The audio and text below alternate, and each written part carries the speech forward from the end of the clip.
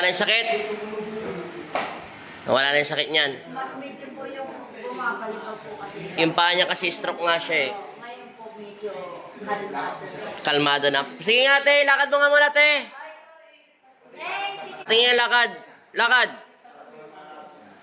Ano ang pinagkaiba ng lakad mo ngayon kaysa kanina? Yung kanina, paano ka maglakad? Hinihila kasi stroke ka. Mild stroke ka. Ilang taong ka ng mild stroke? 3 years. Wala kang sakit sa spiritual. Physical mo lang talaga. Yung buto mo, umurong ng konti stroke kaya wala ka siya sa alignment. Walang balancer, kulang sa alignment, stress. Yun lang ang sakit mo. Follow-up check-up mo, 15 days. Mamaya sasabihin ni Rada. Ha? 7, 8, 9, 10. Ang gagawin mo, bawal magpa-stress. Ngumiti, lumabas, makipagkwentuhan, magdasal, kumain, matulog, marites. Ilan trabaho mo? Sa mababait, makipagkwentuhan. Lakad ka ngayon, ano pinagkaiba? O, di ba? First session pa lang yan.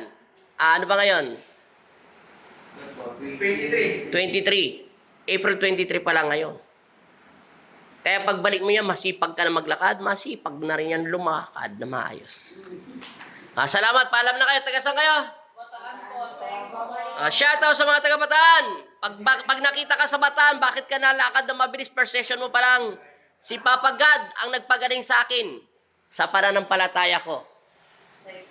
Sige, yun lang. Maraming salamat, ha? Thank you, thank you.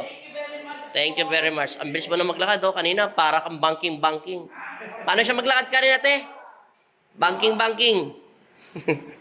Okay, hindi na po. Hindi ka na banking. Salamat. Bye-bye.